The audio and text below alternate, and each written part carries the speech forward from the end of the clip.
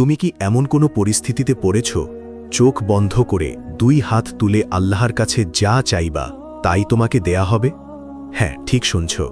এমনই এক ঘটনা ঘটেছিল এক রুটি বিক্রেতার সাথে। পুরো গল্পটা শুরু করার আগে তোমাদের কাছে একটি অনুরোধ, আমাদের এই চ্যানেলটি সাবস্ক্রাইব করো এবং ভিডিওটি ভালো লাগলে লাইক ও কমেন্ট করো। এইবার চলো মূল গল্পে ফিরে যাওয়া যাক। পৃথিবীতে এমন কিছু মানুষ থাকেন যাদের আমরা চিনি না, কিন্তু আসমানের মালিক তাদের খুব ভালো করে চেনেন। তারা খুব সাধারণ জীবনযাপন করেন, হয়তো কোনো বাজারের কোণে রুটি বিক্রি করেন কিংবা রাস্তার ধারে জুতো সেলাই করেন, কিন্তু তাদের ঠোঁটের কোণে এমন এক শক্তি লুকিয়ে থাকে যা আরশের অধিপতিকে নাড়িয়ে দেয়। আজ আমি তোমাদের এমন এক মানুষের গল্প শোনাব যার একটি দোয়ার টানে সময়ের শ্রেষ্ঠ ইমাম, লক্ষ লক্ষ মানুষের হৃৎস্পন্দন ইমাম আহমদ বিন হাম্বলকে তার নিজের শহর ছেড়ে 100 মাইল দূরের এক অজপাড়া গায়ে আসতে হয়েছিল। তুমি কি কখনো ভেবেছ তোমার একটি গভীর আকুতি কোনো পাহাড়কে সরিয়ে দিতে পারে? তুমি কি কখনো ভেবেছ তোমার দীর্ঘদিনের কোনো এক অপূর্ণ ইচ্ছা পূরণ করার জন্য আল্লাহ পুরো মহাবিশ্বের পরিস্থিতি বদলে দিতে পারেন? চলো আজ ফিরে যাই আজ থেকে 1000 বছরেরও আগে, ইরাকের ধুলো মাখা এক প্রাচীন শহরে, যেখানে রচিত হয়েছিল ভালোবাসার এক অনন্য উপাখ্যান। গল্পের গভীরে যাওয়ার আগে আমাদের জানতে হবে কে ছিলেন এই ইমাম আহমদ বিন হাম্বল। তিনি ছিলেন ইমাম ও আহলিস সুন্নাহ, যার নাম শুনলে তৎকালীন খলিফারাও কেঁপে উঠতেন, যার এলম এবং তাকওয়ার কাছে নত হতো সমকালীন শ্রেষ্ঠ পণ্ডিতরা। কিন্তু এত বড় একজন মানুষ হওয়া সত্ত্বেও তার জীবন ছিল অত্যন্ত সাধারণ। তিনি বিলাসিতা পছন্দ করতেন না। শত শত ছাত্র তার চারপাশে থাকত, কিন্তু তিনি সব সময় আল্লাহর ভয়ে ব্যাকুল থাকতেন। তার জীবনে একবার এক অদ্ভুত ঘটনা ঘটল। তার মনে প্রবল ইচ্ছা হল যে তিনি বসরা শহরে যাবেন। কেন যাবেন? তার কোনো কাজ নেই, কোনো আত্মীয় নেই সেখানে, কিন্তু এক অদৃশ্য টানে তিনি বসরার উদ্দেশ্যে রওনা হলেন। দীর্ঘ সফর, ঘোড়া বা উটের পিঠে চড়ে নয়, বরং তিনি হেঁটে হেঁটে দীর্ঘ পথ পাড়ি দিচ্ছিলেন। যখন তিনি বসরা শহরে পৌঁছালেন তখন সূর্য ডুবে অন্ধকার নেমে এসেছে। শহরটি ছিল অপরিচিত। বৃদ্ধ বয়সে এই দীর্ঘ সফরে তিনি ভীষণ ক্লান্ত হয়ে পড়েছিলেন। শরীরের প্রতিটি হাড় যেন ব্যথায় টনটন করছিল। তিনি ভাবলেন, এই গভীর রাতে কার দরজায় কড়া নাড়বেন? তার চেয়ে বরং আল্লাহর ঘর মসজিদই হোক আজকের রাতের আশ্রয়। তিনি বসরার একটি জামে মসজিদে প্রবেশ করলেন। সেখানে এশার নামাজ আদায় করলেন। নামাজ শেষে যখন সবাই চলে গেল, ইমাম আহমদ এক কোণে শুয়ে পড়ার চেষ্টা করলেন। শরীরটা এলিয়ে দিতেই যেন রাজ্যের ক্লান্তি তার চোখে নেমে এলো। কিন্তু হঠাৎ এক ভারী কণ্ঠের আওয়াজ শোনা গেল। মসজিদের দারোয়ান এগিয়ে এলেন। তিনি চিনতে পারেননি এই শুভ্র দাড়িওয়ালা বৃদ্ধটি কে।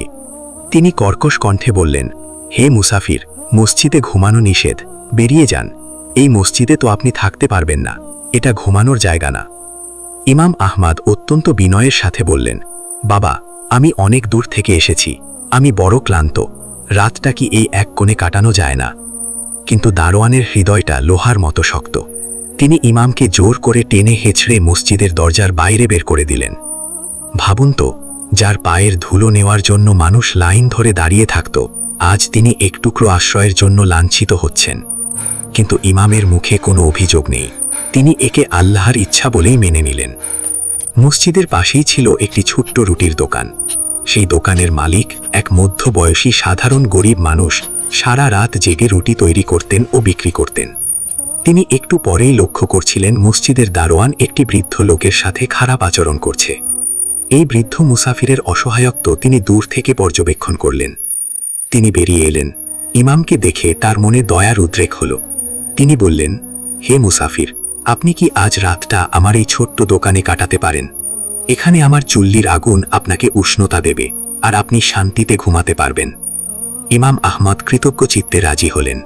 তিনি দোকানের এক কোণায় বসলেন। দোকানের ভেতরে গরম রুটির সুবাস এবং আগুনের ধিকি ধিকি আলো এক মায়াবী পরিবেশ তৈরি করেছিল।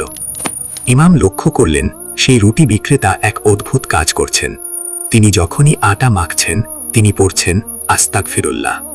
যখন তিনি রুটি বেলছেন পড়ছেন আস্তাগফিরুল্লাহ। যখন তিনি রুটি চুল্লিতে দিচ্ছেন পড়ছেন আস্তাগফিরুল্লাহ। সে যেন এক জীবন্ত জিকিরের মেশিন। তার মনোযোগ কাজে থাকলেও তার জিহ্বা এক মুহূর্তের জন্য আল্লাহর কাছে ক্ষমা চাওয়া থেকে বিরত থাকছে না। ইমাম আহমদ এই দৃশ্য দেখে স্তম্ভিত হয়ে গেলেন। মনে মনে তাকে পাগল ভাবতে লাগলেন। সারা রাত কেটে গেল। ইমাম আহমদ ঘুমালেন না, বরং সেই রুটি বিক্রেতার এই পাগলাটে ইবাদত দেখলেন। ফজরের ঠিক আগে ইমাম আর কৌতূহল সামলাতে পারলেন না। তিনি রুটি বিক্রেতাকে জিজ্ঞাসা করেই বসলেন, ভাই, আপনি সারা রাত ধরে এই যে ইস্তিগফার পড়ছেন, এর কি কোনো বিশেষ কারণ আছে? আপনি কি এর কোনো ফল পেয়েছেন? রুটি বিক্রেতা মুচকি হাসলেন। তিনি বললেন, হে শাইখ, এই ইস্তিগফারই আমার জীবনের সব বদলে দিয়েছে। এই ইস্তিগফারই আমার জন্য রিজিকের ব্যবস্থা করে দিয়েছে। আল্লাহর কসম, আমি যখন থেকে এই আমলটি শুরু করেছি, আমি আজ পর্যন্ত আল্লাহর কাছে যা চেয়েছি, আল্লাহ আমাকে তাই দিয়েছেন। আমি যাই দোয়া করি তাই কবুল হয়। আল্লাহ আমাকে মুস্তাজাবুদ দাওয়াহ বানিয়ে দিয়েছেন। ইমাম আহমদ অবাক হয়ে বললেন, কি, আপনি মুস্তাজাবুদ দাওয়াহ? তোমাদেরকে বলে রাখি, মুস্তাজাবুদ দাওয়াহ মানে এমন ব্যক্তি যার সব দোয়া কবুল হয়। দোয়া করতে দেরি হয়, কিন্তু সেই দোয়া কবুল করতে দেরি হয় না। ইমাম আহমদ ইবনে হাম্বল বললেন, আপনি আজ পর্যন্ত যাই দোয়া করেছেন তাই কবুল হয়েছে? রুটি বিক্রেতা একটু দীর্ঘশ্বাস ফেললেন। বললেন, হ্যাঁ, আমার সব দোয়া কবুল হয়েছে, কিন্তু একটি দোয়া ছাড়া। আমার এখনও একটি দোয়া আল্লাহ তাআলা কবুল করেননি। তখন ইমাম আহমদ ইবনে হাম্বলের কৌতূহল আরও বেড়ে গেল। তাকে আবারও জিজ্ঞাসা করতে শুরু করলেন, হে রুটি বিক্রেতা, সেই দোয়াটি কি, যার জন্য আপনি এত ব্যাকুল? রুটি বিক্রেতা আবেগজড়িত কণ্ঠে বললেন, আমি আল্লাহর কাছে অনেক বছর ধরে দোয়া করছি, তিনি যেন আমাকে এই জামানার শ্রেষ্ঠ আলেম ইমাম আহমদ বিন হাম্বলের সাথে দেখা করার সুযোগ করে দেন। আমি বড় তৃষ্ণার্থ তাকে এক নজর দেখার জন্য, কিন্তু আমি তো এক সামান্য রুটি বিক্রেতা, তার কাছে যাওয়ার সামর্থ্য আমার নেই। রুটি বিক্রেতার কথা শুনে ইমাম আহমদ বিন হাম্বল চোখের পানি আর ধরে রাখতে পারলেন না। তার শরীর কাঁপতে শুরু করল।